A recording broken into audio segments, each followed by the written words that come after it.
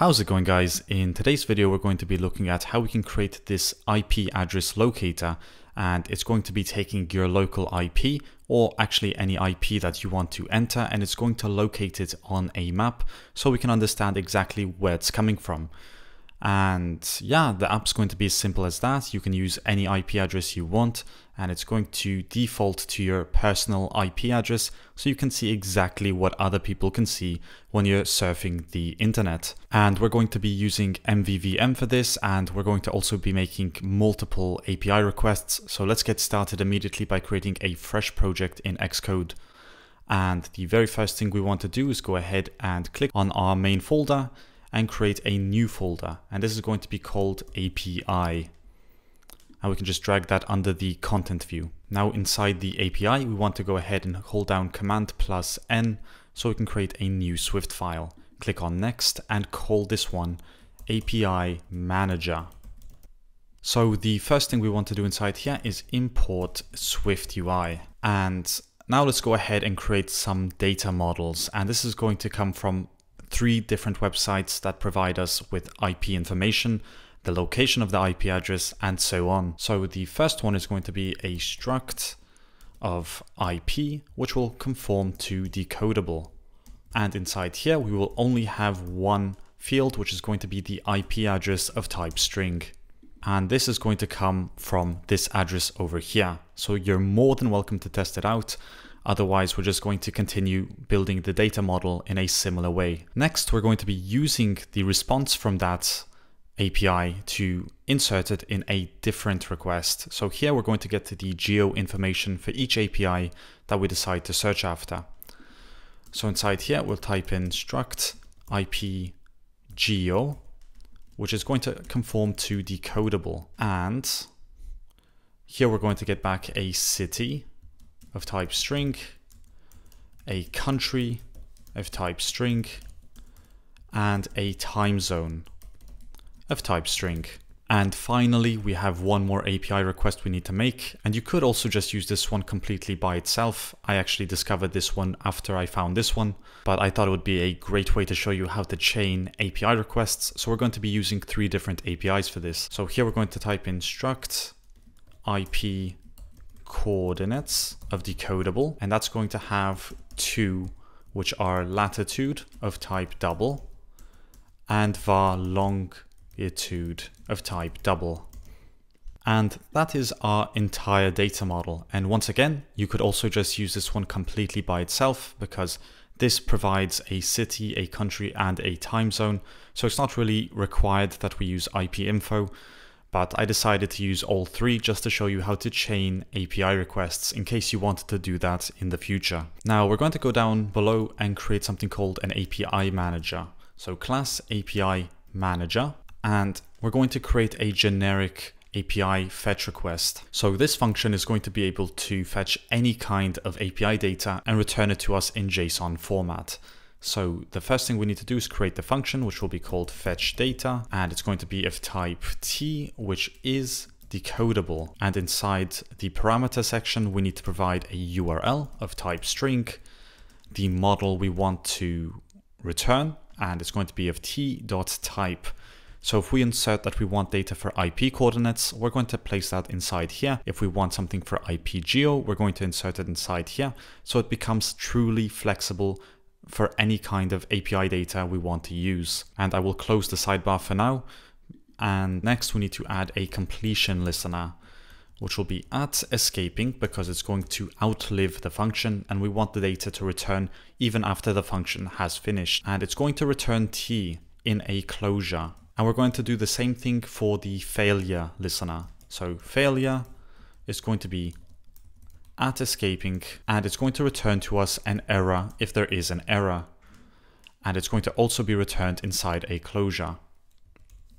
So those are the parameters we need to require to make this function generic and easy to reuse. Inside the block, we can go ahead and start off by creating guard let URL equal URL from the string of URL, else we're just going to return. And with that, we can go ahead and create a URL session, as always, with the shared.datatask,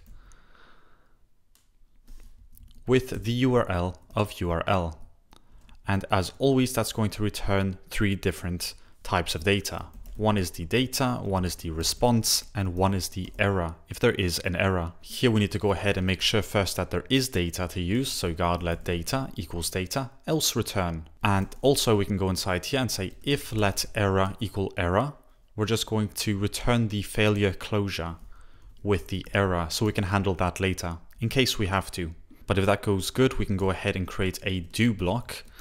And inside here, we're going to let the server data equal try JSON decoder dot decode, and the type is going to be t.self from the data. And if that works, we can go ahead and add a completion listener, which will hold the server data. Else we're going to catch an error. And inside here, we need to return the failure, which is going to be the error itself. Then we need to make sure to call .resume on this URL session or nothing is going to function correctly. But this is actually the entire function we need to make generic requests. Now we can go ahead and create our ContentView model and actually get started with creating the functionality.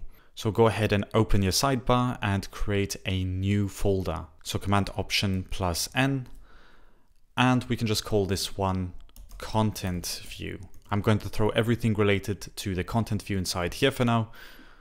And there we go, plus Command N, and we can create another Swift file, which I'm going to call ContentViewModel. And we're going to place this right above the API. Now inside here, we need to import SwiftUI, and we also need to import MapKit. And it's going to be an extension on ContentView. Then we need to create a final class of ViewModel, which will conform to the observable object protocol so we can update our variables accordingly. So first we need a @published var of IP address of type string, which will initially be set to retrieving. Then another @published var of IP geo, which will be set to IP geo. And we're just going to add some custom values such as city of city, country is going to be set to country, and the time zone will be set to time zone. It doesn't matter. It's just while the API is loading. You can even add values in here such as loading or something else. That's up to you.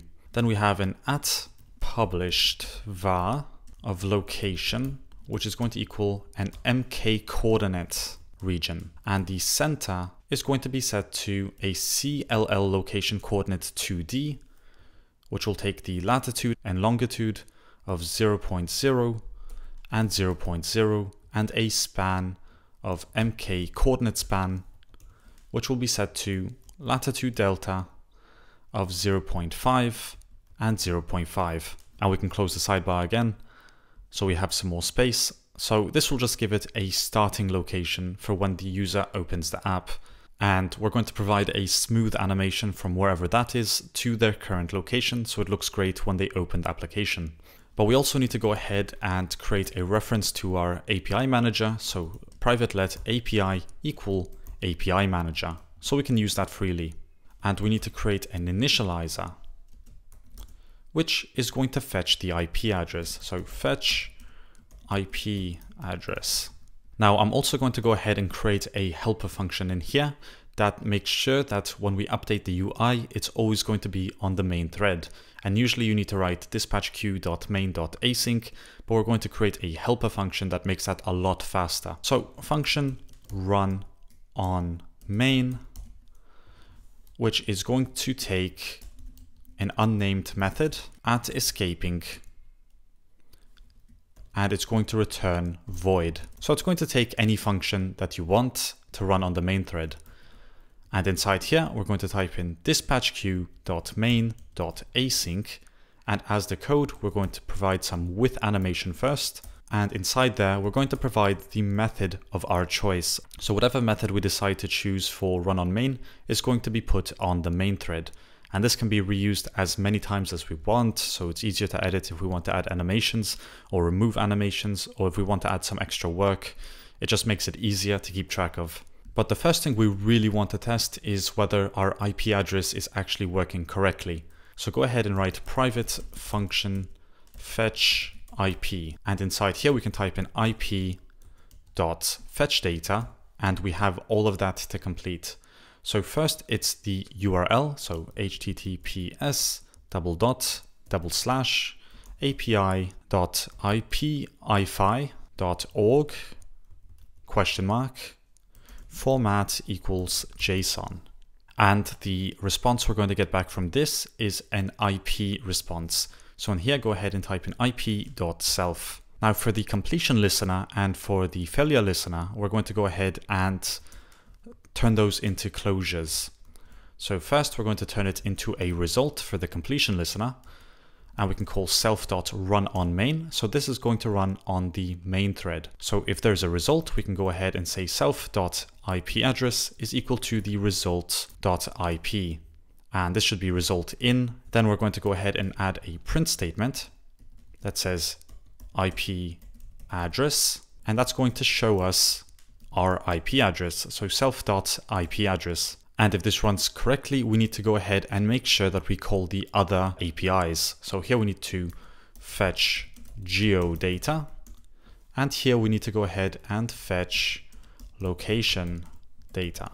But we're also missing a closure, and this is the failure closure. So go ahead and click on fix, and inside here we can go ahead and add the closure for the failure. So here we need to go ahead and type in error in, because we're going to be returned an error, and we need to run this on the main thread. And the first thing we're going to print is IP:\interpolation error.localized description, so we can see what's happening and why. Then we actually do need to use another dispatch queue, because here we're going to provide a delay, and we're going to provide async after.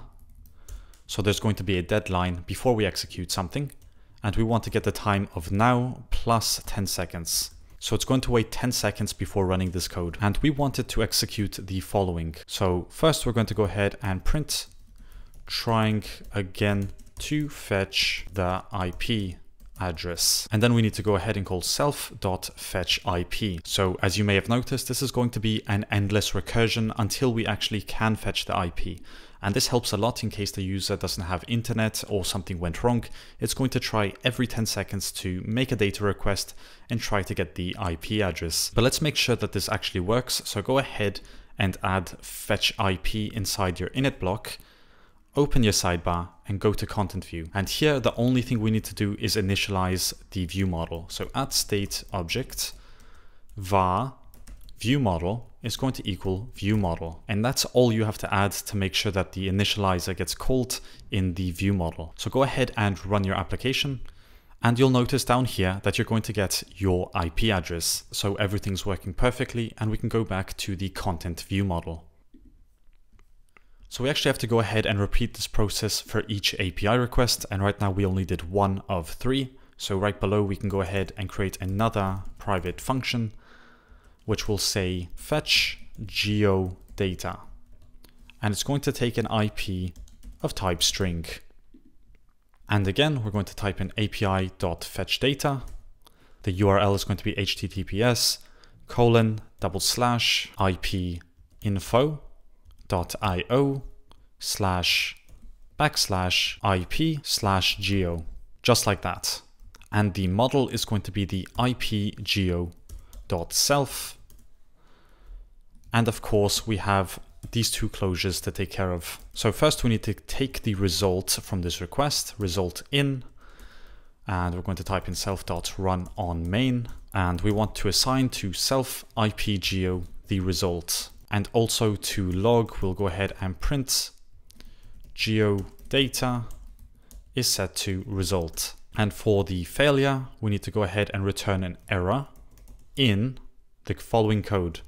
And for this one, we're just going to print that there's an error. So geodata \error.localized description. So this was a lot faster to create because we already know exactly how to do it. And as you can see, it's very easy to create generic data requests. You can handle errors, and you can also print the results very easily. Finally, let's go ahead and create the last one. So private function fetch location, which will take an IP of type string. So ip.fetchData, and this one's going to be https://ipapi.co// for interpolation, add the IP/JSON/, and the model is going to be set to IP coordinates .self, and we need to get these completion listeners. Once again, the first one's going to be the result in, and we want to run on main, so self.run on main, and self.location is going to equal the MK coordinates that we have up here, and it's actually a pain to write that out, so we're going to copy that and paste it in here. And the only difference we're going to have in here is that instead of 00, we're going to get the result.latitude, and for the longitude, result.longitude. So it's very easy to update the location. Then we also need to provide the failure, so error in print IP coordinates \error.localize description. Now we need to actually go ahead and make sure that we fetch this data, because right now they are just functions that don't do anything, and we need to call them over here. So first we're going to fetch the geodata, and the IP is going to be set to result.ip. And the same thing is going to happen for the location data. Fetch location, and the IP result.ip. And we need to refer to self explicitly to make the program happy. So just click on fix and go ahead and test the program to see that everything's working. At this point, you should also see that we're going to have some geodata. So run the program and pay attention to the console.